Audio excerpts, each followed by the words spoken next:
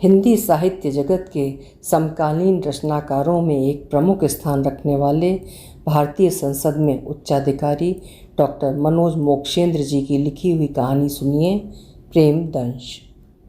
प्रस्तुत है कहानी मेरी जुबानी। मैं हूँ सीमा सिंह। इंग्लिश डिपार्टमेंट में एक रोमांचक घटना की चर्चा हर जुबान पर है कि प्रोफेसर कपूर की शक्ल से एकदम मिलते जुलते चेहरे वाले एक छात्र ने दाखिला लिया है। उस छात्र की सिर्फ शक्ल ही प्रोफेसर से नहीं मिलती, बल्कि उसका डील डॉल, चलने का अंदाज़ और यहाँ तक कि बातचीत करने का लहजा और आवाज़ वगैरह सभी कुछ उनसे मेल खाता है। जब प्रोफेसर भट्टाचार्य को उस हैरत अंगेज लड़के के बारे में बताया गया कि वो अभी प्रोफेसर सिन्हा के क्लासरूम में है, तो उनके कौतूहल ने उन्हें चैन से बैठने नहीं दिया। वो क्लासरूम के बाहर चहलकदमी करते हुए उस अजीबोगरीब शख्स का बेसब्री से प्रतीक्षा करने लगे। उस डिपार्टमेंट में प्रोफेसर दीप्ति के अलावा प्रोफेसर भट्टाचार्य ही एकमात्र ऐसे व्यक्ति थे जो प्रोफेसर कपूर के समकालीन थे। हालांकि वे कपूर सर से उम्र में काफ़ी छोटे थे, अन्यथा उनके समय के सभी प्रोफेसर्स या तो रिटायर्ड हो चुके थे या पीरियड खत्म होने के बाद पहले सिन्हा जी क्लास से बाहर निकले। फिर उनके पीछे छात्रों का एक झुंड निकला। छात्रों की दिलचस्पी भी प्रोफेसर कपूर के उस हमशक्ल यानी अवनीत रेड्डी में बढ़ती जा रही थी। यद्यपि उन्हें क्या पता था कि कोई 25-26 साल पहले प्रोफेसर कपूर का हुलिया क्या था। बस उन्हें कानाफूसियों से ये मालूम हुआ था कि फ़लाँ फ़लाँ स्टूडेंट का चेहरा मोहरा किसी भूतपूर्व प्रोफेसर से मिलता जुलता है। प्रोफेसर भट्टाचार्य की दूरदृष्टि कमज़ोर होने के बावजूद उनको वो नया लड़का उसी तरह आसानी से नज़र आ गया जैसे कौवों के बीच कोई हंस। उन्होंने उसे अपलक निहारते हुए अपना गंजा सिर इतनी तेज़ी से खुजलाया कि सिर पर नाखून के निशान पड़ गए और खून की लकीरें छलछलाने लगीं। वे तिलमिला उठे, पर पुरानी यादों की बरसात ने उस तिलमिलाहट को जल्दी ही ठंडा कर दिया। उन्होंने रुमाल निकाल कर सिर पोंछा और फिर उस पर निगाहें गड़ाए हुए उसी तरह चहलकदमी करने लगे। वे बीते वर्षों में लौटते हुए सोच में पड़ गए कि जवानी के दिनों में जबकि प्रोफेसर कपूर डिपार्टमेंट में थे और वे नए नए आए थे, तो हूबहू इसी लड़के की तरह दिखते थे। उन्हें लगा कि वे अतीत में खड़े प्रोफेसर कपूर के साथ गुफ्तगू कर रहे हैं। उन्हें इस एहसास से कशी सी आने लगी कि जैसे कि किसी अस्पताल के शव गृह में पोस्टमार्टम के लिए रखा हुआ कोई मुर्दा अचानक जीवित होकर हरकत करने लगा हो। वो बार बार बुदबुदाने लगे, ये तो प्रोफेसर के पुनर्जन्म जैसी कोई घटना है। वो भागे भागे प्रोफेसर दीप्ति के चैम्बर में दाखिल हुए और बुरी तरह हाँफ भी रहे थे। दीप्ति, दीप्ति, तुमने शेक्सपियर के हमशक्ल पात्रों के बारे में तो खूब पढ़ाया होगा। आज मैं एक ऐसा ही हमशक्ल तुम्हें दिखाने आया हूँ। उनकी इस अप्रत्याशित खबर से प्रोफेसर दीप्ति हड़बड़ाकर हक्का बक्का रह गईं। वो दीप्ति को खींचते हुए गैलरी में पहुँचे, जहाँ वो अर्थात अवनीत अकेले गुमसुम सा खड़ा अगले पीरियड के शुरू होने की प्रतीक्षा कर रहा था। वो तो इस बात से एकदम अनजान था कि आज उसकी मौजूदगी से पूरा डिपार्टमेंट हैरत के समंदर में गोते लगा रहा है। प्रोफेसर दीप्ति तो उसे देखकर लगभग पागल हो उठी। अरे, professor Kapoor remained all his life unmarried.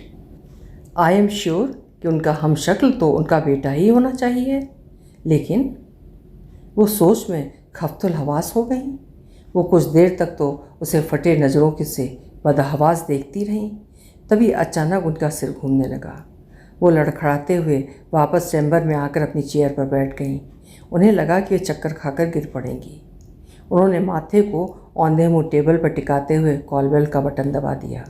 PN के आने पर उससे पानी मांगा और कहा, वो जो नया लड़का आया है उसे फ़ौरन मेरे पास भेजना। पीएन यानी नेगी ने प्रोफेसर दीप्ति का संकेत समझ लिया कि नए स्टूडेंट तो बहुत आए हैं, लेकिन ये नया लड़का वही होगा जो किसी पूर्व प्रोफेसर का हमशक्ल होने के कारण पूरे डिपार्टमेंट के लिए एक अजूबा बना हुआ है। चंद मिनट बाद नेगी अपने पीछे अवनीत को लेकर उपस्थित हुआ। प्रोफेसर ने नेगी को इशारे से बाहर जाने का निर्देश दिया। प्रोफेसर दीप्ति ने उस पर अपनी आंखें गड़ा दी और अपने आवेश पर काबू रखते हुए पूछा, आई थिंक कि तुम इसी शहर के होगे। Yes ma'am. उसकी आवाज़ में प्रोफेसर कपूर जैसी कशिश थी। तुम्हारे पिता का क्या नाम है? जी, राजीव रेड्डी। प्रोफेसर दीप्ति को आश्चर्य का ठिकाना नहीं रहा, क्योंकि प्रोफेसर कपूर भी इतने ही झटके से बोला करते थे। ओह, ये नाम कुछ सुना हुआ सा लगता है। दीप्ति ने कुछ याद करते हुए अपनी कनपटी सहलाई और चश्मा उतार कर मेज पर रख दिया। हाँ, मेरे डैड अखबार मैगज़ीनों के लिए आर्टिकल्स वगैरह लिखते रहते हैं। अरे याद आया, उनकी लिखी कुछ किताबें यूनिवर्सिटी की लाइब्रेरी में हैं। खैर, मैं तो तुम्हें सिर्फ इसलिए बुलाई हूँ कि अगर तुम्हें पढ़ने लिखने या एग्ज़ाम के लिए कुछ नोट्स वगैरह हासिल करने में कोई दिक्कत हो तो मुझसे बेझिझक कहना। मैं तुम्हारी मदद ज़रूर करूँगी। अवनीत को प्रोफेसर दीप्ति द्वारा इस तरह का अचानक बुलाकर अलल टप सवालों के जंजाल में डाले जाने और जान न पहचान मैं तेरी मेहमान की तर्ज पर उसे पढ़ाई में मदद देने जैसी बातों पर अचंभा हुआ। दूसरे दिन भी उसे प्रोफेसर दीप्ति द्वारा बुलाकर उससे ऐसे ही कई एक सवाल उसकी जाती ज़िंदगी के बारे में पूछे गए। फिर वो सोचने लगा कि शायद सभी नए छात्रों के साथ ऐसा ही होता होगा, यानी उन्हें बुलाकर इसी तरह सवाल किए जाते होंगे। लेकिन जब तीसरे दिन भी दीप्ति ने उसे बुलाकर सवालों से लाद दिया तो उससे उनका वजन बर्दाश्त नहीं हो सका। उसने भी आखिरकार अपना एक सवाल दागकर उनके सारे सवालों को एक ही झटके में ढेर कर दिया। मैडम, क्या बात है कि आप मेरी निजी ज़िंदगी में इतना ताक झाँक कर रही हैं? कोई दूसरा प्रोफेसर तो मुझ में इतनी दिलचस्पी नहीं दिखाता। कुछ देर तक वो सोच में पड़ गईं।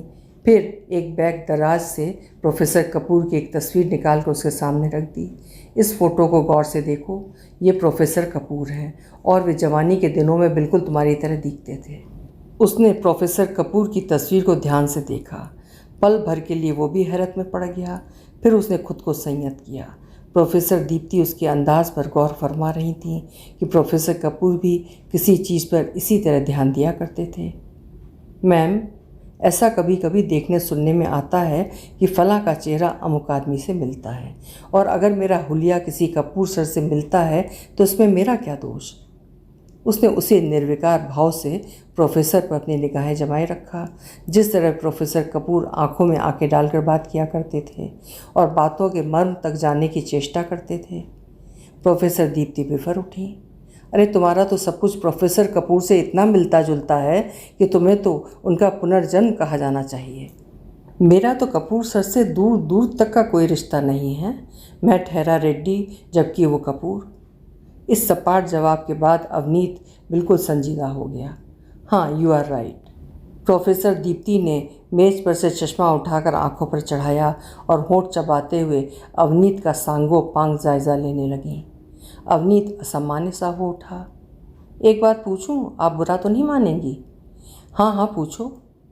जब मैं तुमसे इतने ढेर सारे सवाल कर सकती हूँ तो तुम्हें भी अधिकार है कि। दीप्ति की उत्सुकता और बढ़ गई कि अवनीत के सवाल से कोई नई बात खुलकर सामने आएगी।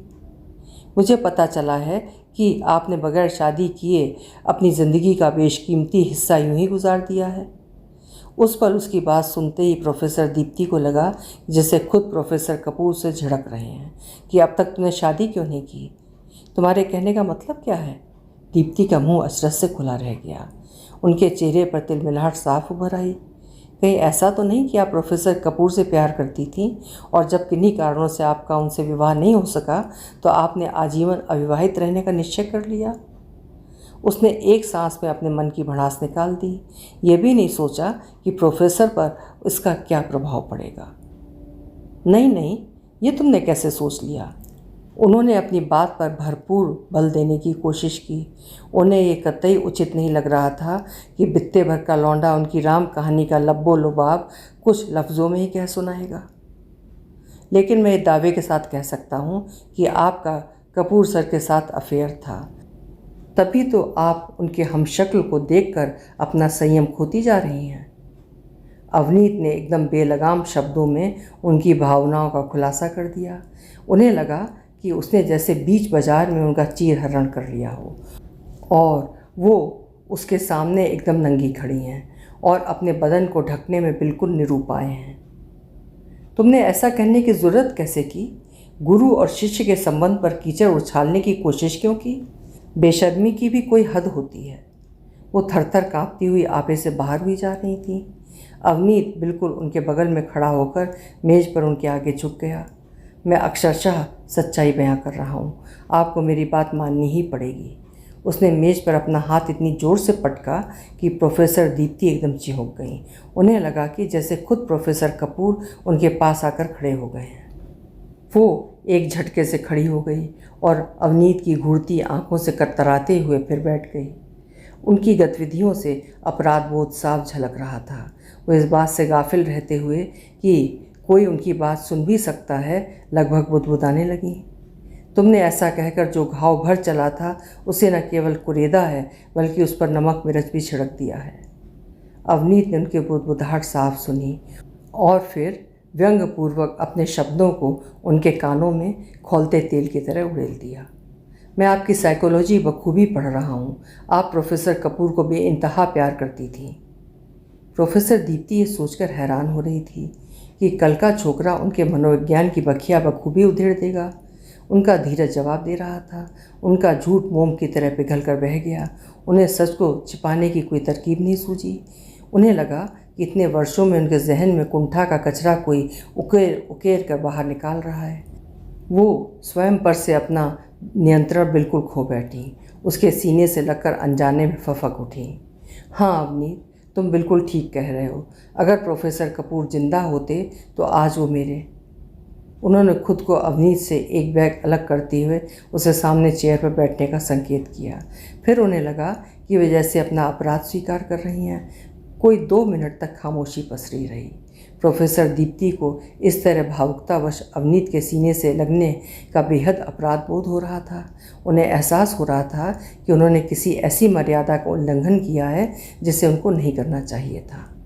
लेकिन आवेश की आंधी उम्र, ओहदा, रिश्ता जैसी किसी चीज़ की परवाह नहीं करती है। वो सभी मर्यादाओं को धराशायी कर देती है। अवनीत, आज क्या शाम को तुम मेरे क्वार्टर पर आ सकोगे? मैं आज का डिनर तुम्हारे साथ करना चाहती हूँ। उनकी भर्राती आवाज़ में एक अजीब सी कपकपाहट थी जिसमें आत्मीयता और व्यग्रता साथ साथ घुली हुई थी। अवनीत को लगा कि उसने अपनी सपाट बयानी से कहीं न कहीं प्रोफेसर के दिल को ठेस पहुंचाई है। फिर उसने सोचा कि उन्हें नॉर्मल बनाने के लिए उस शाम को मिलने में क्या हर्ज है।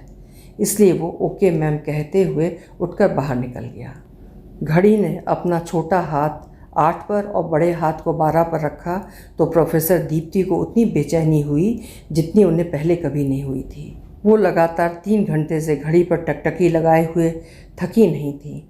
वो हर सेकंड पर कदम बढ़ाती सुई को अपलक देखते हुए एहसास कर रही थी कि उनकी उम्र प्रौढ़ावस्था से युवावस्था और युवावस्था से किशोरावस्था की ओर पश्चगमन कर रही है। उन्हें अनुभव हो रहा था कि उनका दिल अभी भी उसी तेज़ी से धड़क रहा है जिस तरह वो कोई 26 साल पहले धड़का करता था अपने प्रोफेसर कपूर के सामने। प्रोफेसर कपूर का चंदाला चेहरा उसके मन के आकाश में उगते ही वो चंचल हो उठी। प्रोफेसर कपूर के ख्याल से उनके साथ हमेशा ऐसा ही होता है।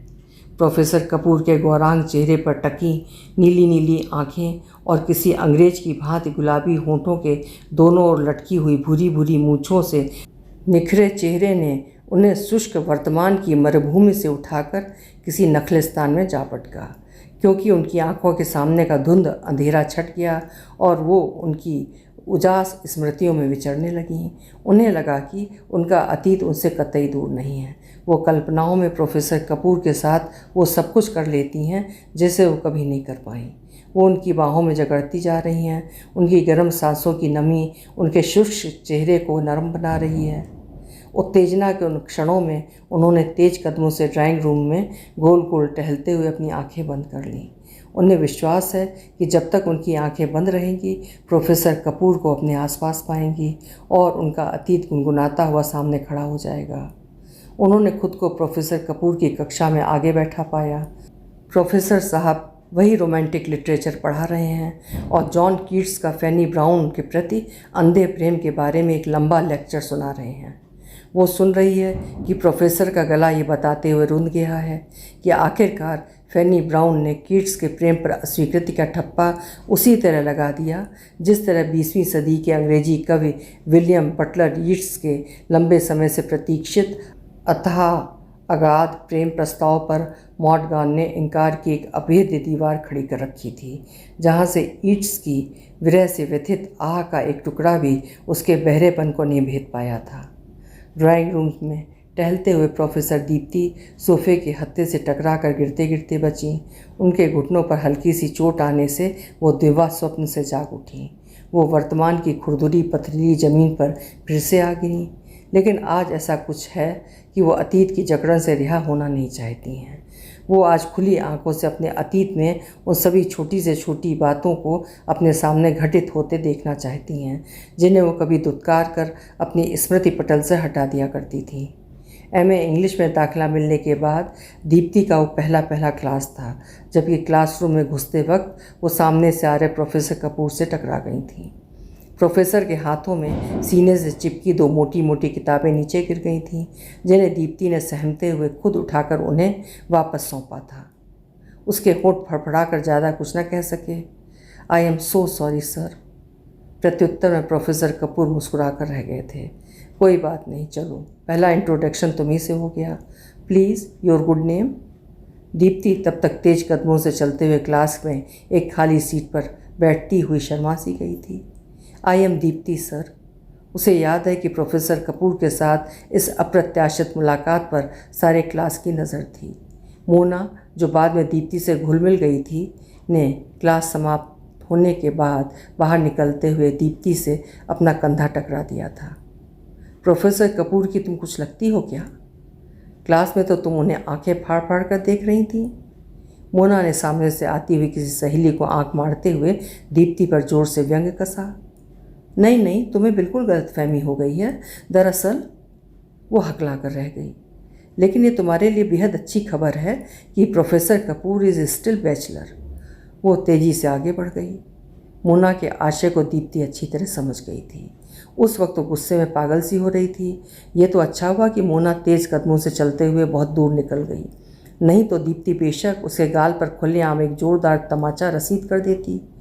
बहरहाल उस दिन उसका मूड खराब होने के कारण वो अन्य सारे क्लास छोड़कर वापस घर चली गई। दूसरे दिन उसने डिपार्टमेंट में मोना के बारे में ढेर सारी जानकारियां बटोरी। उसको पता चला कि मोना पिछले साल फेल हुई थी और उससे भी पहले 3-4 वर्षों से बीए अंग्रेजी की छात्रा रह चुकी थी।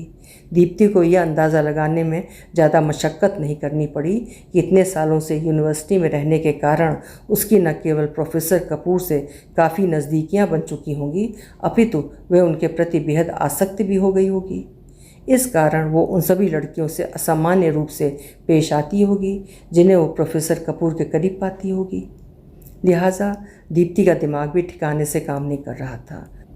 प्रोफेसर कपूर से क्लासरूम के बाहर टकराना और फिर मोना का उस पर फिक्रा कसना उसके दिमाग में बार बार कौंध रहा था। कपूर सर का चेहरा बार बार उसके मन में चमक उठता था। क्या वो क्लासरूम में सचमुच उन्हें घूर घूर कर देख रही थी? कुछ भी हो, भले ही वे उससे दोगुनी उम्र के होंगे, वो उनके आकर्षक व्यक्तित्व की ओर खिंचती चली जा रही है। अगले दिन डिपार्टमेंट की सीढ़ियाँ चढ़ते हुए मोना उसे सामने ऐसे खड़ी मिली जैसे कि वो उसी से मुखातिब होने के लिए काफ़ी देर से वहाँ इंतज़ार कर रही है। You have taken my words by heart so seriously. दरअसल जब भी कोई लड़की प्रोफेसर कपूर को प्यार से देखती है तो मुझे उसकी आंखें फोड़ देने का जी करता है। दीप्ति को लगा कि जैसे मोना उसे चुनौती दे रही हो कि प्रोफेसर के प्रति किसी प्रकार का लगाव रखने का नतीजा बहुत बुरा होगा। वो मन ही मन मुस्कुराने लगी। ये मोना की बच्ची आखिर खुद को समझती क्या है कि मैं अपने डैडी के उम्र के आदमी से? उफ! लेकिन उसे मोना की हालत पर भी तरस आने लगा। आखिर वो किन परिस्थितियों में पढ़कर एक अधेड़ से इश्क फरमाने पर आमादा है। वैसे भी पूरे डिपार्टमेंट में दोनों के बीच संबंधों को लेकर चर्चा का बाजार हमेशा गर्म रहता था, लेकिन निर्लज मोना पर इसका कुछ भी प्रभाव पड़ने वाला नहीं था। पर जैसा कि प्रायः देखने सुनने में आता है कि जिस व्यक्ति से रार तकरार होता है उसी से दोस्ती भी कायम हो जाती है, और दीप्ति एवं मोना के बीच भी कुछ ऐसा ही हुआ। दोनों के बीच उठना बैठना, खाली पीरियड में लॉन में बैठकर बतरस का मज़ा लेना, कैंटीन जाकर साथ साथ चाय कॉफ़ी पीना और शाम को लाइब्रेरी का चक्कर लगाना आदि उनके रोज़मर्रा की बातें हो गईं। पर दीप्ति के मन में मोना के प्रति जिज्ञासा में कोई कमी नहीं आई थी। वो सीधे सीधे तो उससे प्रोफेसर कपूर के साथ उसके संबंधों के बारे में इंक्वायरी नहीं कर सकती थी। लिहाजा ज़्यादातर मोना प्रोफेसर कपूर के चैम्बर में ही घुसी रहती। पता नहीं क्यों दीप्ति भी उसका पीछा करने से बाज नहीं आ रही थी। एक दिन उसने ठान लिया कि जब मोना प्रोफेसर के चैम्बर में होगी तो वहाँ घुसकर औचक निरीक्षण करेगी। उस दिन जब मोना काफ़ी देर बाद भी प्रोफेसर के कमरे से नहीं निकली तो दीप्ति खुद को रोक नहीं सकी। वो कपूर सर से कुछ पूछने के बहाने दरवाजे पर दस्तक दिए बिना एक झटके से कमरे में दाखिल हो गई। किंतु उसने वहाँ जो कुछ देखा उससे उसे बड़ी आत्मग्लानि हुई, क्योंकि मोना प्रोफेसर से कोई 10 फीट दूरी पर चेयर पर बैठी उनसे कुछ नोट्स ले रही थी। दीप्ति का सोचना तो उल्टा पड़ गया।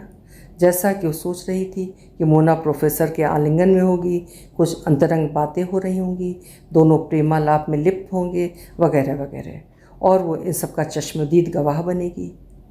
प्रोफेसर कपूर बड़ी तन्मयता से मोना को फाइनल परीक्षा के बारे में खासी जानकारी दे रहे थे। उन्होंने दीप्ति को अचानक सामने देख सिर्फ इतना कहा, please you should have knocked before entering. Deepti sorry sir कहते हुए उनके इशारे पर मोना के बगल वाली चेयर पर बैठ गई और मोना के जाने का इंतज़ार करने लगी। कोई 5-7 मिनट बाद प्रोफेसर ने मोना से कहा, I think you have got sufficient notes. अब तुम जाओ और एग्ज़ाम की तैयारी में जुट जाओ। All the best. उस क्षण प्रोफेसर के साफ सुथरे शब्दों ने दीप्ति के मन में मोना के प्रति जमे शक के मैल को धो डाला। बहरहाल उसे पता नहीं क्यों मोना से जो डाह होने लगी थी उसकी तीक्ष्णता अब काफ़ी कम हो गई थी। मोना ने जाते जाते पल भर के लिए दीप्ति की आंखों में अर्थपूर्ण ढंग से झांक कर देखा कि क्यों तुम मेरा टोह ले रही हो? मेरा प्रोफेसर के साथ कुछ भी ऐसा वैसा नहीं है। और वो प्रोफेसर कपूर को थैंक्स कहते हुए बाहर निकल गई। मोना के जाने के बाद दीप्ति प्रोफेसर से मुखातिब हुई, सर फाइनल्स के लिए मुझे भी कुछ नोट्स वोट्स मिल जाते तो? हाँ हाँ क्यों नहीं। ऐसा करना कि आज शाम को मेरे क्वार्टर पर आ जाना। मेरे पास कुछ पुराने नोट्स पड़े हैं, वो तुम्हारे काम आ जाएंगे। प्रोफेसर बिना किसी लाग लपेट के कुछ ऐसे बोले जैसे कि उनके पास पहले से ही उत्तर तैयार था। दीप्ति ने कभी सोचा भी नहीं होगा कि उसे प्रोफेसर कपूर का ऐसा फेवर मिलेगा। दरअसल वो तो उनके चैम्बर में किसी दूसरे मतलब से गई थी, प्रोफेसर की हमदर्दी बटोरने नहीं। लेकिन सारी बातें उल्टी पड़ गई थीं। सो वो बड़े असमंजस में थी कि वो शाम को प्रोफेसर कपूर के घर जाए या न जाए, जबकि उन्होंने उसे बड़े निश्चयात्मक लहजे में आने का निमंत्रण दे रखा है। वो सोच रही थी कि अगर वो प्रोफेसर के यहाँ शाम को नहीं गई तो बड़ा बुरा मान जाएंगे और हो सकता है कि वो उनका स्नेह भाव भी न खो दे। वो इतनी आसानी से किसी प्रोफेसर की कृपा पात्र बन पाई है, ये उसके कैरियर के लिए एक बड़ी उपलब्धि है। डिपार्टमेंट में हर प्रोफेसर की चंपी मालिश में कोई ना कोई स्टूडेंट लगा हुआ है।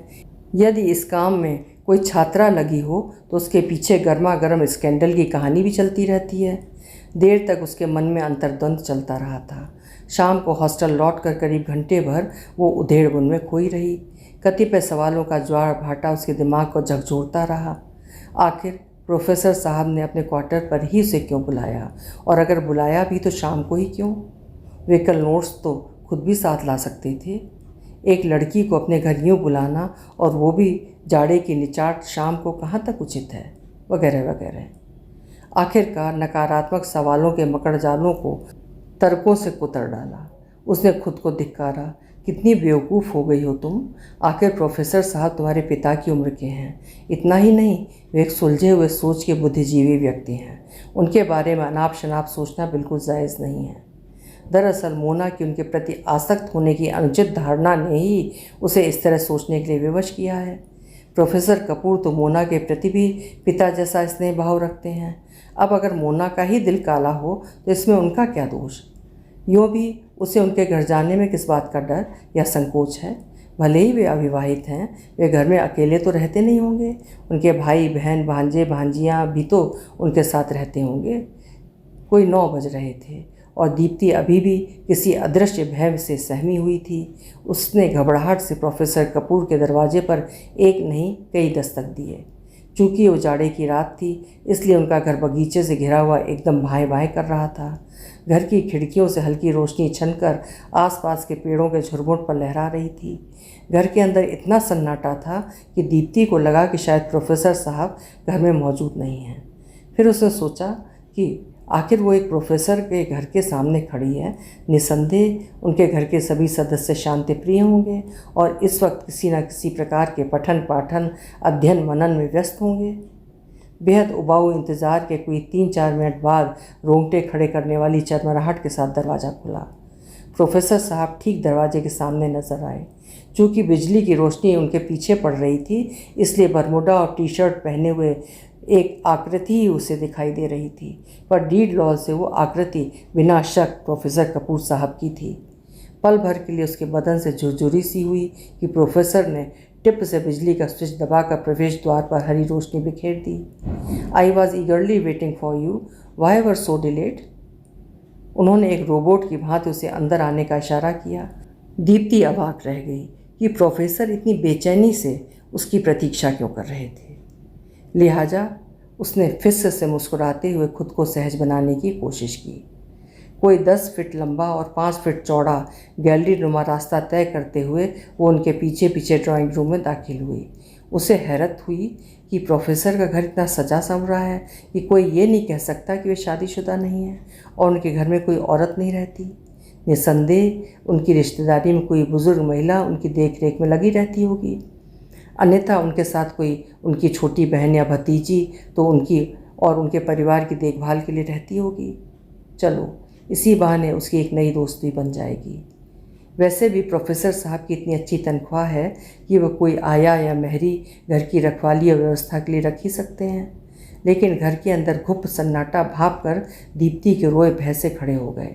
वो जब तक ड्राइंग रूम में खड़े होकर पूरे घर का जायज़ा ले रही थी कि वो सहम गई, क्योंकि प्रोफेसर वहीं खड़े खड़े उसे बड़े गौर से देख रहे थे। जब उसने उन पर निगाह डाली तो उनके उजले चेहरे पर भूरी भूरी मूंछों के नीचे बेहद गुलाबी होंठ मुस्कुराने के अंदाज में कानों तक खिंच गए। दीप्ति पल भर के लिए जैसे सम्मोहिनी पाश में बिंध गई। उन्होंने अपना अनुरोध जताया, बैठ जाओ ना दीप्ति। जिस अपनत्व भाव से उन्होंने उससे बैठने का आग्रह किया था वो उसे बिल्कुल पसंद नहीं आया। वो किसी आशंका से काँप रही थी। सर, पहले ही बहुत देर हो चुकी है, मुझे वो नोट्स दे दीजिए। उसने बेझिझक अपने आने का उद्देश्य प्रकट कर दिया। प्रोफेसर की जुबान फिसलती सी लगी। अरे याद ही नहीं रहा, वो नोट्स तो मैंने मोना को दे रखे हैं। कल क्लास में उससे सारे नोट्स वापस लेकर तुम्हें दे दूँगा। मैं दावे के साथ कह सकता हूँ कि तुम मेरे नोट्स पढ़कर यूनिवर्सिटी में टॉप करोगी। मैं जानता हूँ कि तुम एक अच्छी कैलिबर की स्टूडेंट हो। तुम्हारे सामने तो मोना ज़ीरो है। दीप्ति को लगा जैसे प्रोफेसर उससे कोई बहाना बना रहे हैं, लिहाजा उसे बीच में मोना का जिक्र बिल्कुल बेस्वाद सा लगा। फिर उसे मोना से ईर्ष्या होने लगी कि कुछ भी हो, कपूर सर की पहली प्राथमिकता तो मोना ही होगी। मोना के सामने उसकी क्या बिसात। वो सोफे के किनारे हत्थे पर अपना हाथ टिकाते हुए बैठ गई। वो सोच रही थी कि अभी प्रोफेसर आवाज़ देकर घर के अंदर से किसी को बुलाएंगे और कहेंगे कि देखो मेरी एक स्टूडेंट आई है, इसे पानी पिलाओ, इसके लिए चाय लाओ। पर ऐसा कुछ नहीं हुआ। वे स्वयं अंदर गए। उसी समय बर्तनों की खनखनाहट से दीप्ति को थोड़ा ढांढस मिला कि ये खनखनाहट साबित करती है कि घर में कोई महिला मौजूद है। इस दौरान उसने ड्राइंग रूम की दीवारों पर लगी तस्वीरों को बारी बारी से देखा।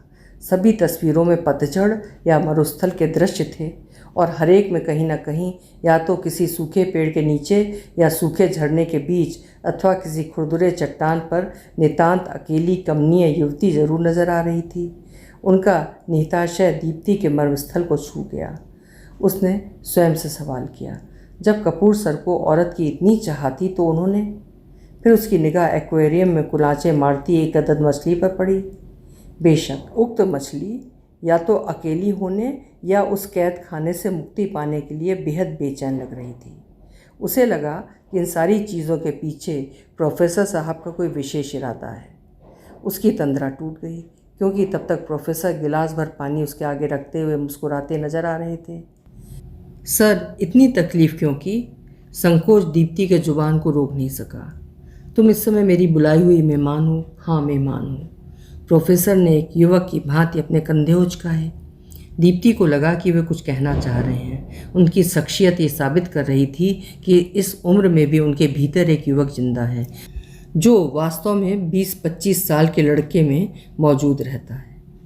पल भर के लिए वो उन्हें देखते हुए चाह कर भी अपनी नज़रें न हटा सकी। प्रोफेसर सोफे के दूसरे छोर पर बैठ गए।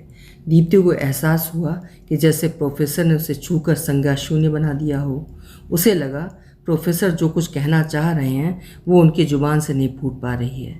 बेशक वो बातें करने के मूड में थे, लेकिन दीप्ति तो चाहती थी कि कब प्रोफेसर उसे जाने की इजाज़त दें और कब वो वहाँ से भाग खड़ी हो। उसने भरपूर नज़र से कुलांचे मारती मछली को देखा, फिर दीवार घड़ी पर निगाह डाली कि अभी उसे आए हुए 10 मिनट से ज़्यादा नहीं हुए हैं, जबकि उसे ये समय कई घंटों के बराबर लग रहा था। वो असमंजस की लहरों में डूबती उतरा रही थी। वो सशंकित थी कि अभी प्रोफेसर उसके बगल में आकर बैठ जाएंगे पर वो तो सोफे के उस छोर पर बैठे पता नहीं किस मनस्थिति में पड़े हुए थे। आखिरकार वो वहाँ से उठकर कहीं और उसे खामोशी वाले सांप की तरह रेंगती हुई आतंकित कर रही थी। अचानक उठ खड़ी हुई। सर मैं जा रही हूँ, कल डिपार्टमेंट में आपसे मिल लूँगी। अरे चाय बना रहा हूँ, पीकर जाना। उसके जाने के अचानक फैसले से वो अचकचा कर रह गए, लेकिन दीप्ति तो निचाट वेला में एक ऐसे पुरुष से पिंड छुड़ाने के जद्दोजहद में लगभग भागती हुई सी बाहर की ओर लपकी जिसके ड्राइंग रूम में अकेली भटकती युवतियों की तस्वीरें लगी हुई हैं। नो सर, किसी और दिन, आज नहीं। उसने नकारात्मक की एक फौलादी दीवार खड़ी कर दी। इसके पहले कि प्रोफेसर क्यों का सवालिया निशान लगाते, वो गैलरी पार करके बगीचे के झुरमुटों के बीच से तेजी से गुजरते हुए मुख्य मार्ग पर आ गई। वो सहमी सी थी कि कहीं प्रोफेसर उसके आगे कूद कर ना आ जाएं और ये ना कहने लगें कि चाय पिए बगैर तुम्हें यहाँ से टस से मस नहीं होने दूंगा। तभी उसे अंदेशा हुआ कि कोई उसके पीछे पीछे आ रहा है। उसने कौतूहलवश पीछे मुड़कर देखा कि उसके साथ साथ झुरमुटों से निकलकर कोई लड़की उसकी विपरीत दिशा में जा रही है। बेशक उसका डील डॉल उसे कुछ कुछ जाना पहचाना सा लगा। वो अपने दिमाग पर जोर देती रही कि आखिर वो लड़की कौन हो सकती है। अगले दिन डिपार्टमेंट में दीप्ति के साथ जो कुछ हुआ उसका उसे पूर्वानुमान नहीं था। भट्टाचार्य सर का क्लास अटेंड करने के बाद दीप्ति के कदम अपने आप ही प्रोफेसर कपूर के चैम्बर की ओर बढ़ने लगे। निसंदेह उसे पिछली रात को प्रोफेसर के क्वार्टर से बिल्कुल अफरा तफरी में निकलने पर पछतावा हो रहा था, जिसके लिए वो उनसे सॉरी कहना चाह रही थी। किंतु उनके चैम्बर के पास पहुंचकर उसके पाँव ठिठक गए। उसे बाहर से प्रोफेसर की आवाज़ साफ सुनाई दे रही थी, no, I can't do what you want, I can't accept you. तभी चैम्बर में से एक झटके से मोना बाहर निकली। उसके बाल अस्त व्यस्त थे और चेहरा गुस्से से तमतमाया हुआ था। निस्संदेह प्रोफेसर और उसके बीच कुछ अप्रत्याशित कहासुनी हुई थी। जब उसने दीप्ति को बाहर खड़ा देखा तो बेकाबू हो गई। इसके पहले कि दीप्ति संभलती, उसने दोनों हाथों से उसका कंधा पकड़कर प्रोफेसर के चैम्बर में जोर से ढकेल दिया। इस बीच अगर प्रोफेसर कपूर सामने ना आ जाते तो वो सामने टेबल से टकरा जाती, लेकिन प्रोफेसर ने बड़ी फुर्ती से उसे अपनी बाहों में थामते हुए उसे जख्मी होने से बचा लिया। प्रोफेसर कपूर दीप्ति को आहिस्ता आहिस्ता उठाकर बाजू वाली कुर्सी पर बैठाते हुए सफाई देने लगे। बस ये जो मोना है ना, बड़ी ज़िद्दी लड़की है। मैंने उससे सिर्फ नोट्स वापस मांगे थे, लेकिन वो एकदम से नाराज़ हो गई। भला एक प्रोफेसर से किसी स्टूडेंट से इस तरह बिहेव करना अच्छा लगता है क्या? दीप्ति को तो ये सब बहुत अजीबोगरीब लग रहा था कि वो उससे कुछ कहते नहीं बना। वो मोना के अप्रत्याशित दुर्व्यवहार से बेतहाशा काँप रही थी और सोच रही थी कि मोना उससे इस तरह पेश क्यों आई। उसने मन ही मन कहा, मुझे इन सब बातों से क्या लेना देना। उसे सारी बातें समझ में आ रही थीं। उसे इस नतीजे पर पहुंचने में ज़्यादा माथापच्ची नहीं करनी पड़ी कि प्रोफेसर और मोना के बीच क्या चल रहा है। बहरहाल उसे सोचकर कोफ्त होने लगी कि वो बिला वजह मोना की ईर्ष्या की शिकार होती जा रही है। उसे बार बार ये पछतावा हो रहा था कि उसने नाहक दोनों के बीच आने की ज़रूरत की। उस वक्त वो अपराध बोध से भी ग्रस्त थी कि कहीं प्रोफेसर ये ना समझ बैठे कि वो जानबूझकर मोना का स्थान लेना चाह रही है। उसने स्वयं को संयत किया। सर, मैं तो यहाँ कल रात की आपकी चाय न पीने के लिए सिर्फ सॉरी कहने आई थी। जब वो उठकर चलने को हुई तो प्रोफेसर कपूर के शब्दों ने उसके कदमों को थाम लिया। अरे कोई बात नहीं, कल की बकाया चाय आज कॉफ़ी से चुकता कर देते हैं। उसके बाद जब उन्होंने कॉलर बजाकर पियन को बुलाया तो उसे 2 कप कॉफ़ी लाने का निर्देश दिया तो दीप्ति को कुर्सी पर बैठते हुए बड़ा ताज्जुब हो रहा था। कि प्रोफेसर साहब को अपनी स्टूडेंट द्वारा अपना अपमान किए जाने का उतना मलाल नहीं है जितना होना चाहिए था। उस दिन के बाद मोना कई दिनों तक डिपार्टमेंट नहीं आई। दीप्ति सोच रही थी कि मोना और प्रोफेसर के बीच जो शीत युद्ध चल रहा है उसकी जिम्मेदार वो स्वयं है। पर इस दरमियान प्रोफेसर कपूर रोज़ दीप्ति को अपने चैम्बर में बुलाकर उसे फाइनल परीक्षा के बारे में टिप्स देने से बाज नहीं आ रहे थे। इसके समानांतर डिपार्टमेंट में यह अफवाह भी जोर पकड़ती जा रही थी कि दीप्ति ने मोना का स्थान ले लिया है। एक शाम डिपार्टमेंट की सीढ़ियाँ चढ़ते हुए दीप्ति को मोना अपने हाथ में एक बैग लिए हुए बड़ी बेचैन सी दिखी। यद्यपि दोनों की नज़रें पल भर के लिए टकराई थीं, फिर भी वो मोना को नज़रअंदाज करते हुए उल्टी दिशा में बढ़ ही रही थी कि वो एकदम से उसके सामने आ धमकी। ये लो, इसमें प्रोफेसर कपूर के वे नोट्स हैं जिन्हें उन्होंने मुझे दिए थे। इन्हें खूब तसल्ली से पढ़ना और यूनिवर्सिटी में टॉप करना। लेकिन दीप्ति के ये कहने से पहले कि बेहतर होगा कि वो इन नोट्स को प्रोफेसर के हवाले ही करे, वो बैग उसके हाथ में जबरन थमाते हुए तेज़ कदमों से वापस लौट गई, जबकि दीप्ति चिल्लाती रह गई, सिर्फ 1 मिनट को रुकना, बस 1 मिनट को। मुझे तुमसे कुछ बड़ी ज़रूरी बातें करनी हैं। इस बैग को तुम प्रोफेसर के ही सुपुर्द करना। और दीप्ति की ज़ुबान से और लफ्ज़ नहीं फूट पाए। वो ठगी सी रह गई। वो वापस कपूर सर के चैम्बर तक गई, लेकिन तब तक बहुत देर हो चुकी थी। प्रोफेसर कपूर घर जा चुके थे। उसने माथा पकड़ लिया। प्रोफेसर की इजाज़त के बगैर मैं बैग को हॉस्टल तक ले जाऊं तो कैसे ले जाऊं? पर हॉस्टल लौटकर और नोट्स देखने की बेताबी पर काबू नहीं रख सकी। उसने नहीं, उसके कौतूहल ने बैग खोला तो उसमें बेहद मोटी एक सजल्द नोटबुक मिली। जब उसने उस नोटबुक के पन्ने पलटने शुरू किए तो उसके तो होश फाख्ता हो गए। वो वास्तव में कोई नोटबुक नहीं, बल्कि मोना द्वारा प्रोफेसर कपूर को लिखे गए सैकड़ों प्रेम पत्रों की फ़ोटो कॉपियों का पुलिंदा था। दीप्ति सोच में पड़ गई कि उसे प्रेम पत्रों का पुलिंदा सौंपने के पीछे मोना का इरादा क्या है। वो देर रात तक बारी बारी से उन पत्रों को पढ़ती रही और अंततोगत्वा इस निष्कर्ष पर पहुंची कि मोना प्रोफेसर के प्रति एक तरफा प्रेम में दीवानगी की सारी सरहदें लांघ चुकी है। तभी दीप्ति के हाथ एक ऐसा पत्र भी लगा जिसमें वो प्रोफेसर के साथ जिस्मानी रिश्ता बनाने में फतह हासिल कर बेहद इतरा रही थी।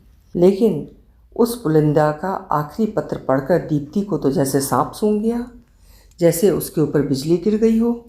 हाँ, वो आखिरी पत्र पिछले हफ्ते प्रोफेसर द्वारा मोना को लिखे गए एकमात्र पत्र की मूल प्रति थी, जिसमें उन्होंने मोना को साफ साफ बता दिया था कि वे उसे सपने में भी चाहने की गलती नहीं कर सकते।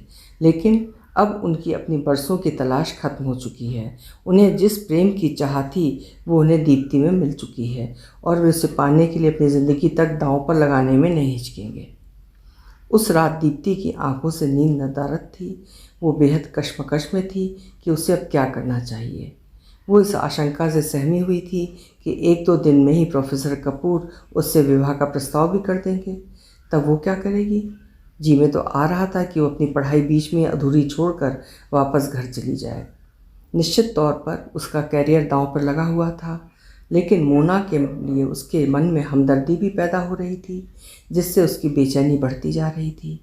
ऐसे में अब उसकी जिम्मेदारी ये बन रही थी कि वो किसी न किसी तरह मोना के प्रति प्रोफेसर कपूर के सख्त रवैये में बदलाव लाकर उनसे उनका मिलाप करा दे। इसलिए उसने निश्चय किया कि कल वो डिपार्टमेंट न जाकर सीधे मोना के घर जाएगी और उसकी गलतफहमी को दूर कर कल शाम को ही उसकी मुलाकात प्रोफेसर से उनके क्वार्टर पर करवाएगी। सुबह हॉस्टल से निकलते ही आंधी झंझावात के साथ पहले तो ओले पड़े, फिर तेज़ बारिश शुरू हो गई। किंतु दीप्ति इन सब की परवाह किए बिना बारिश में भीगते हुए मुश्किल से एक ऑटो रिक्शा पकड़कर मोना के घर की ओर निकल पड़ी। लेकिन वहाँ पहुंचकर उसे घोर निराशा ही हाथ लगी, क्योंकि मोना के घर पर ताला पड़ा हुआ था। पड़ोसियों से पूछने पर पता चला कि उसने जाते वक्त किसी को कुछ भी नहीं बताया कि वो कहाँ जा रही है और कब तक वापस आएगी, जबकि वो यूनिवर्सिटी भी जाया करती थी तो उनसे मिलकर ही। घर में वो अकेली ही रहा करती थी, क्योंकि कोई 5 साल पहले उसके मम्मी डैडी की एक भीषण कार दुर्घटना में दर्दनाक मौत हो गई थी। कोई हफ्ते भर दीप्ति ने अपना सारा समय मोना की तलाश में ही गुजार दिए। उसने डिपार्टमेंट के चक्कर भी इस फिराक में लगाए कि शायद मोना से उसकी मुलाकात हो ही जाए, पर उसे ऑफिस से ये जानकर बड़ा अफसोस हुआ कि मोना ने हमेशा के लिए डिपार्टमेंट छोड़ दिया है। इस दौरान दीप्ति प्रोफेसर कपूर से लगातार कतराती रही और जानबूझकर उनकी कक्षा से गैर हाजिर रहती रही, जबकि उसे सिर पर मंडराते फाइनल एग्ज़ाम की तैयारी की चिंता भी खाई जा रही थी। आखिरकार उसने एक तरकीब सोची कि क्यों ना वो मेडिकल लीव लेकर हॉस्टल में ही फाइनल की तैयारी में जुट जाए। उसे छुट्टी लिए कोई 4-5 दिन ही बीते थे कि सुबह उसके दरवाजे पर दस्तक ने उसका सुकून छीन लिया। उसने दरवाजे खोलते ही अपने सामने प्रोफेसर कपूर को खड़ा पाया। वो विस्मय से उन्हें देखते हुए अवाक रह गई, क्योंकि उसे ये कतई यकीन नहीं हो रहा था कि प्रोफेसर कपूर यहाँ तक आ जाएंगे। उसे उनकी हुलिया देखकर भी बड़ी हैरानी हो रही थी, क्योंकि उनकी दाढ़ी बेतरतीब बढ़ी हुई थी, बदन पर सिर्फ कुर्ता पायजामा था और पैरों में हवाई चप्पल। वो देखने में एकदम बीमार से लग रहे थे। प्रोफेसर कपूर ने ठंडी खामोशी को तोड़ते हुए बड़ी निरीह आवाज़ में आग्रह किया, दीप्ति, क्या मुझे अंदर आने को नहीं कहोगी? दीप्ति ने रास्ता दिया तो वो सीधे आकर कुर्सी पर बैठ गए। दीप्ति गुमसुम खड़ी कोई प्रतिक्रिया नहीं कर पा रही थी। मुझे कल मोना की एक चिट्ठी मिली थी। वो इस समय कहाँ है मुझे ये तो पता नहीं, पर उसने उस रहस्य का तुमसे खुलासा कर ही दिया जो मेरे मन में काफ़ी समय से दफन था और जिसे बताने में मुझे इतने साल लग जाते कि मैं पूरी तरह विवाह के नाकाबिल हो जाता। इस वक्त मैं सिर्फ इतना कहने आया हूँ कि अगर तुम मुझे कबूल कर सको तो मेरा जीवन सार्थक हो जाएगा। वो सिर झुकाकर भावुक से हो गए। दीप्ति उनके इस अप्रत्याशित अनुरोध को सुनकर घड़ों पानी में नहा गई। उसे लगा कि उसके होंठ क्विक फिक्स से चिपका दिए गए हैं और वो लाख कोशिश करके भी कुछ नहीं कह पाएगी। बाहर से आती हुई कपकपाने वाली ठंडी बयार में भी वो पसीने से नहाई जा रही है। हाँ या नहीं, कुछ भी तो कहो। प्रोफेसर की आवाज़ भर्रा उठी। दीप्ति बड़ी मुश्किल से चिपके होंठों को अलग कर पाई। सर, मैं कई दिनों से सिर्फ मोना के बारे में सोच सोचकर पागल हुई जा रही हूँ। भला उसका हक मैं कैसे मारूँ?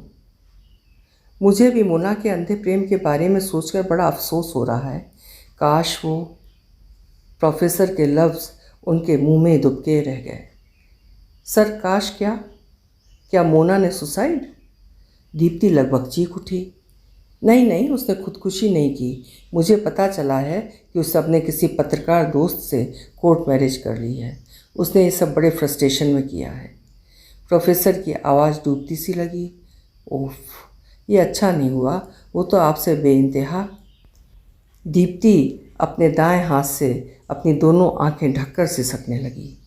हाँ, मुझे अब जाकर एहसास हुआ कि वो मुझसे कितना। खैर। चुप्पी ने फिर संवादहीनता की मोटी चादर फैला दी।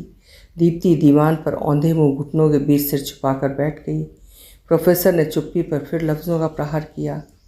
मैं तुम्हें लेकर बहुत संजीदा हो गया हूँ। आई फील शाय टू से कि ये फ्लर्टेशन नहीं बल्कि कटु सत्य है कि उम्र की इस दहलीज पर बिल्कुल इन्फैचुएटेड हो गया हूँ। उनके शब्द सुनकर दीप्ति की सिसकियाँ लगभग रुलाहट में तब्दील हो चुकी थी।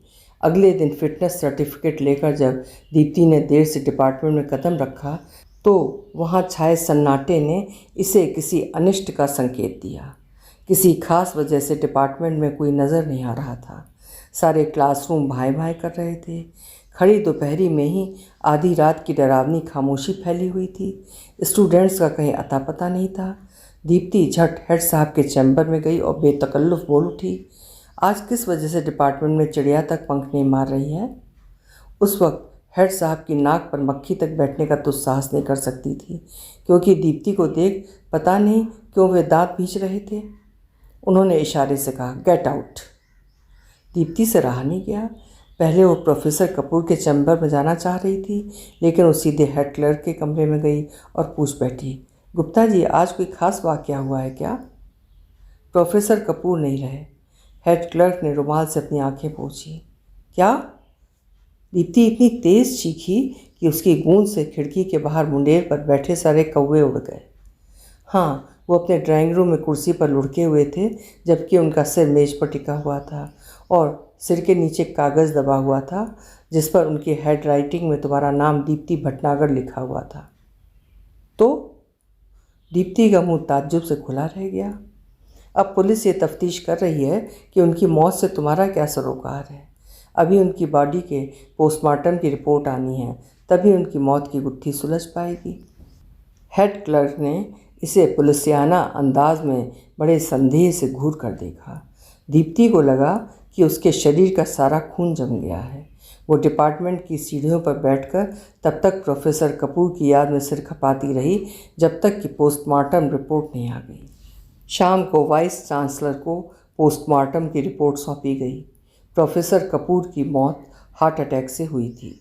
चूँकि प्रोफेसर के साथ दीप्ति का नाम जुड़ गया था, इसलिए उसे पुलिस के सामने पेश किया गया। उसने मोना के प्रेम पत्रों का पुलिंदा पेश करते हुए अपना इकबालिया बयान दिया कि मोना के एक तरफा प्यार ने उन्हें बड़ा तनाव में डाल रखा था, क्योंकि वो उसे नहीं चाहते थे।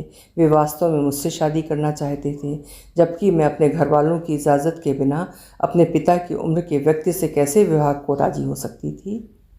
उस घटना के बाद कोई दूसरी छात्रा होती तो वो यूनिवर्सिटी छोड़ देती, लेकिन लांछित दीप्ति ने अफवाहों के साए में अपनी पढ़ाई जारी रखी। उसने एमए करने के बाद वहीं से डॉक्टरेट किया और प्रोफेसर के रूप में चयनित होकर अध्यापन करने लगी। लेकिन उसने आजीवन अविवाहित रहने का संकल्प नहीं तोड़ा। दरवाजे पर तेज़ दस्तक ने प्रोफेसर दीप्ति को यादों की गली वीथियों से निकालकर चौरस वर्तमान की ज़मीन पर फिर ला पटका। उन्होंने घुटने सहलाते हुए सिटकनी खोली और सामने अवनीत को देखकर अपना होश खो बैठी। जिन यादों का खुमार अभी भी चढ़ा हुआ था, उनके उन्माद ने उसे गाफिल सा बना दिया। आइए प्रोफेसर कपूर, कितने बरसों से मैं आपकी राह देखते देखते थक गई हूँ। इतना लंबा इंतज़ार करा कर आपको क्या मिला? मैं तो उसी दिन से आपसे बेइंतहा प्यार करने लगी थी जिस दिन आपसे मैं क्लासरूम के बाहर टकराई थी। उस क्षण आपके स्पर्श से मुझमें जो सिहरन पैदा हुई थी, वो आज भी मुझे लगातार रोमांचित कर रही है। आपने सोचा होगा कि आपकी गैर हाजिरी में मैं अपनी ज़िंदगी जी लूँगी, लेकिन आपके बगैर तो आज तक मैं जिंदा लाश बनी आवारों की तरह भटकती रही हूँ। अब आपकी बाहों में आकर मैं फिर से जी उठूँगी। हाँ, अब मुझे खुद से दूर रखने की चूक कभी मत कीजिएगा, वरना मर जाऊँगी। अवनीत प्रोफेसर दीप्ति के बावलेपन में बोले गए अलल टप शब्दों से बिल्कुल विचलित हुआ जा रहा था। उसकी समझ में आ गया कि प्रोफेसर कपूर को क्यों याद करके वो स्वयं पर से अपना नियंत्रण खो चुकी हैं और उसमें उन्हें प्रोफेसर कपूर ही नज़र आ रहे हैं। इसके पहले कि प्रोफेसर दीप्ति को उस उन्माद के बहके घोड़े से उतार कर शुष्क वर्तमान की ज़मीन पर खड़ा करने के लिए उन्हें झकझोरता और ये एहसास दिलाता कि वो प्रोफेसर कपूर नहीं बल्कि कुदरत का एक करिश्मा है, यानी उनका हमशक्ल अवनीत रेड्डी है, वे उससे लिपट कर उसके चेहरे को दोनों हाथों से पकड़कर बेतहाशा चूमने लगे। I love you too much mister Kapoor. Avneet को आश्चर्य हो रहा था कि उसके लाख कोशिश करने के बावजूद वो प्रोफेसर दीप्ति से खुद को मुक्त नहीं कर पा रहा है। बेबस होकर उसने पीछे दरवाजे पर खड़ी अपनी माँ की ओर लाचारी से देखा, जिन्हें वो प्रोफेसर दीप्ति के बारे में सारी बातें सिलसिलेवार और ब्यौरेवार बताकर अपने साथ ले आया था। बल्कि उसकी माँ ही प्रोफेसर दीप्ति में दिलचस्पी लेते हुए अवनीत के साथ आने को तैयार हो गई थी। अवनीत की माँ अपना पल्लू कमर में कसते हुए प्रोफेसर दीप्ति की ओर बड़ी चपलता से झपटी और एक झन्नाटेदार तमाचा उसके गाल पर चढ़ दिया। प्रोफेसर दीप्ति ने उस अप्रत्याशित तमाचे से तिलमिलाकर अवनीत को अपनी जकड़ से रिहा तो कर दिया, लेकिन वे अवनीत की माँ को देखते ही चीख उठी, अरे मोना, तुम और यहाँ, और वो भी इतने मुद्दत बाद। प्रोफेसर दीप्ति बेशक स्वर्गीय कपूर की यादों के उन्माद से आज़ाद होकर पूरी तरह होश में आ चुकी थी। हाँ, मैं वही मोना हूँ दीप्ति, तुम मेरी गुनहगार हो जिसने मेरे प्रेमी को मुझसे छीन लिया था और जिन्होंने मेरे गम में खुदकुशी कर ली थी। अवनीत की माँ इतनी ज़ोर से बोली कि उसकी गर्दन की सारी नसें ही तन गईं। और ये कौन है? प्रोफेसर दीप्ति ने गाल पर उभर आए उंगलियों के निशान को सहलाते हुए अवनीत की ओर इशारा किया। ये मेरा बेटा अवनीत है, प्रोफेसर कपूर नहीं। तुम्हें तो चुल्लू भर पानी में डूब मरना चाहिए कि तुम अपने बेटे की उम्र के बराबर लड़के से इश्क फरमाने की गुस्ताखी कर रही हो। मोना की आंखें नफरत का दहकता लावा उगल रही थीं। पर इसके प्रोफेसर से हमशक्ल होने का क्या राज है? प्रोफेसर दीप्ति के इस सवाल ने मोना के मन में अपराध बोध का बवंडर चला दिया। अवनीत सिर्फ मेरा बेटा है, मेरा और राजीव रेड्डी का बेटा है। तुम्हारा मतलब क्या है? उसकी आवाज़ में सीलन सी आ गई।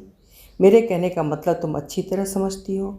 अवनीत का पिता कौन है, इसका सबूत तुम्हारा पत्र है, जिसमें तुमने खुद कबूला है कि तुमने प्रोफेसर कपूर से संबंध बनाया है। वैसे तुम्हें ये जान लेना चाहिए कि मैं तुम्हारी और प्रोफेसर कपूर के बीच कभी नहीं आना चाहती थी।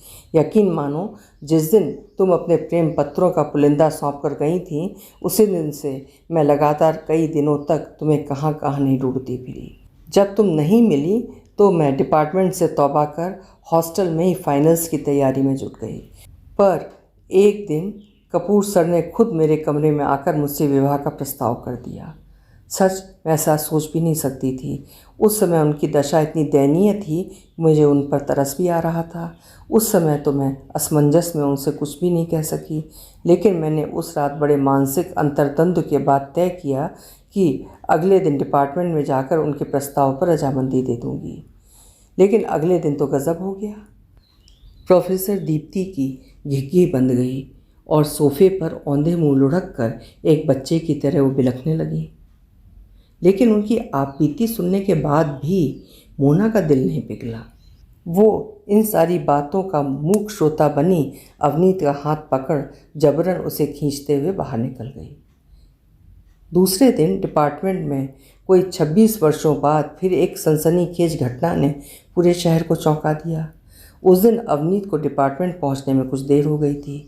जब वो डिपार्टमेंट की सीढ़ियां चढ़ते हुए प्रोफेसर दीप्ति के चैम्बर की ओर बढ़ रहा था तो उसे लगा कि वहाँ कोने कोने में मुर्दनी छाई हुई है। जब उसे उनका चैम्बर खाली मिला तो उसने दौड़कर हर क्लास में झांक कर देखा। कहीं एक भी स्टूडेंट नज़र नहीं आ रहा था। वो तुरंत हेड साहब के चैम्बर में दाखिल हुआ। सर, आज क्या बात है कि डिपार्टमेंट में चिड़िया भी पंख नहीं मार रही है? उसका मुंह आश्चर्य से खुला रह गया। Get out you scoundrel. Head साहब ने जिस तल्ख लहजे में उसे झिड़का, उसका मतलब उसे कतई समझ में नहीं आया।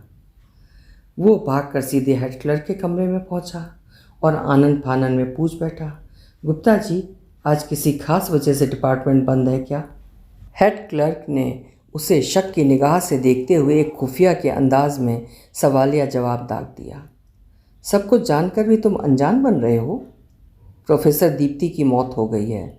वे अपने ड्राइंग रूम में कुर्सी पर लुढ़की हुई थीं, जबकि उनका सिर मेज पर टिका हुआ था और मुंह से खून बह रहा था। हाँ, उनके सिर के नीचे एक कागज़ दबा हुआ मिला, जिस पर उनकी हैंडराइटिंग में तुम्हारा नाम अवनीत रेड्डी लिखा हुआ था, जो ये साबित करता है कि तुम ही उनके मर्डरर हो। अवनीत को हेड क्लर्क के शब्दों ने बर्फ बना दिया। वो कुछ देर तक बुत बना खड़ा रहा।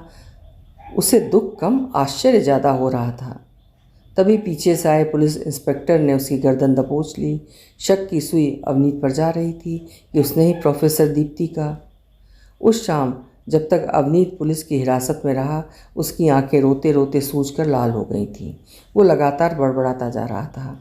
भले ही प्रोफेसर दीप्ति मुझसे दुगनी उम्र की थी, अगर वो जिंदा होती तो मैं प्रोफेसर कपूर की अनुपस्थिति का एहसास उन्हें कभी नहीं होने देता। मैं वो सब कुछ करता जो एक पुरुष अपनी पत्नी के लिए करता है। देर रात पोस्टमार्टम रिपोर्ट आने के बाद अवनीत पुलिस हिरासत से रिहा हुआ। रिपोर्ट में ये साफ साफ बताया गया था कि प्रोफेसर दीप्ति की मौत हृदय गति रुक जाने के कारण हुई थी।